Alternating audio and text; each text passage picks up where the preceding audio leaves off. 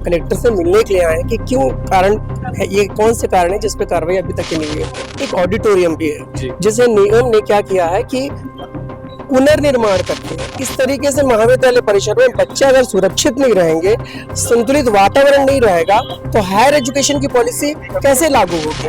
कल नवभारत में इसका प्रकाशन भी हुआ है कि ये कार्रवाई नहीं हो रही है और बच्चे काफी परेशानी करते। 30 दिसंबर से जो है असामाजिक गतिविधियां यानी कि गांजा पीना, वहां पर दारू पीना, नशा, इस संबंध में भी थाना प्रभारी को कई बार हम लोगों ने क्या दिया है, आवेदन दे दिया है। नमस्कार, जय जोहार, जय छत्तीसगढ़। इस वक्त हम दुर्ग के जिला मुख्यालय में पहुंचे हुए हैं, जहां पर खुर्सीपार मोहनलाल जैन महाविद्यालय के जन भागीदारी समिति के कुछ लोग आए हुए हैं। क्या कुछ विषय है, क्या कुछ ज्ञापन लेके पहुंचे हुए, आइए हम इन्हीं से जानते हैं। जी, क्या कुछ विषय लेके अपने जिला मुख्यालय में? जी, मैं मोहनलाल जैन शासकीय महाविद्यालय के जन भागीदारी समिति का अध्यक्ष हूँ, बीएफएल राजू। और महाविद्यालय में बहुत सारी अनियमितताएं थी जिसके संबंध में पूर्व में हम लोगों ने आवेदन दिया था। ठीक है, और आज हम उसके बारे में कार्रवाई ना होने के कारण से जिला कलेक्टर से मिलने के लिए आए हैं कि क्यों कारण है, ये कौन से कारण है जिस पे कार्रवाई अभी तक की नहीं हुई है। जैसे कि मैं आपको एग्जांपल देना चाहता हूँ, महाविद्यालय बीएसपी के जो भवन है उस पे चल रहा है और उस भवन से जस्ट लगा हुआ एक ऑडिटोरियम भी है जिसे निगम ने क्या किया है कि पुनर्निर्माण करके बिना एनओसी के बीएसपी के उसे क्या है रेंट पे देना चालू कर दिया। और उसके कारण से क्या हो रहा है कि किसी भी शादी ब्याह के कार्यक्रम को जस्ट कॉलेज से चिपका हुआ है वो, और उसे दिन में भी प्रोवाइड कर दिया जा रहा है, जिसके कारण से पढ़ाने और बच्चों को पढ़ने में काफी समस्याएं आ रही है। साथ ही साथ असामाजिक गतिविधियां यानी कि गांजा पीना, वहां पर दारू पीना, नशा, इस संबंध में भी थाना प्रभारी को कई बार हम लोगों ने क्या दिया है, आवेदन दे दिया है, परंतु कोई भी कार्रवाई देखने को नहीं मिल रही है।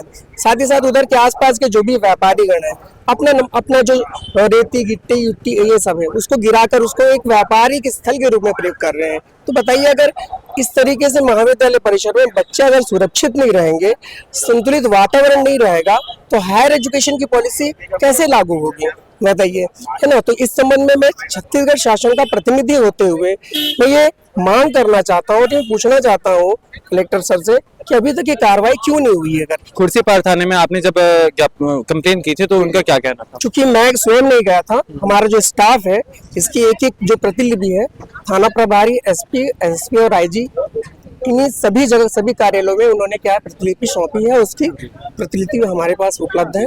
और साथ ही साथ नगर निगम, जोन कमिश्नर, जोन आयुक्त और कलेक्टर, इन जगहों पर भी जो है इनकी जो कॉपीज दी गई है, जानकारी उनको कराई गई है, परंतु अभी तक की कोई भी कार्रवाई नहीं दी है।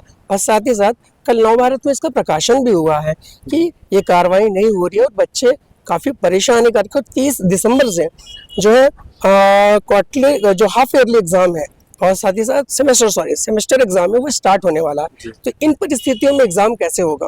और इस साल भर से यही प्रक्रिया चल रही है, सिर्फ कागजी कार्रवाई चल रही है, कार्रवाई में कुछ भी नहीं हो पा रहा है।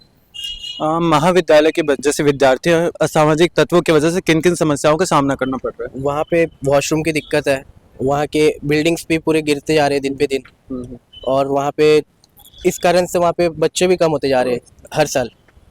नए एडमिशन भी नहीं ले पा रहे बच्चे, और पानी वानी की भी वहाँ पे व्यवस्था एकदम बेकार हो गई है। पीने के लिए पानी ढंग के नहीं है, वहाँ पे आरओ जो थे मतलब सब खराब हो गए वहाँ के। और क्या कुछ कहना चाहते हैं आप?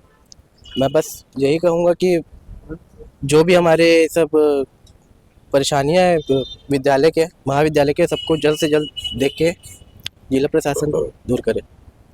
अभी कलेक्टर सर द्वारा आपको क्या आश्वासन दिया गया? अभी जस्ट हम मिलने जा रहे हैं सर से और इस संबंध में चर्चा करेंगे कि शासन का प्रतिनिधि यदि इतनी प्रतिलिपियां सब जगहों पर पहुंचाया है और उसके बाद भी कार्रवाई नहीं हो रही है, तो शासन के प्रतिनिधि आखिर करे तो करे क्या? जिला प्रशासन निष्क्रिय भूमिका क्यों अदा कर रहा है हायर एजुकेशन में? अभी क्या आश्वासन दिया गया? अभी हम जा रहे हैं सर से मिलने के लिए इस संबंध में कि वो क्या कार्रवाई और क्या आश्वासन हमें देते हैं। जैसे कि आप सभी ने सुना कि जन भागीदारी समिति के सदस्यों का क्या कहना था, उन्होंने प्रशासन से न्याय की मांग की है। इस खबर में आपका क्या राय है, कमेंट करके जरूर बताएं। सीजी भास्कर से मैं लक्ष्मीकांत देवांगन आप सभी के बीच।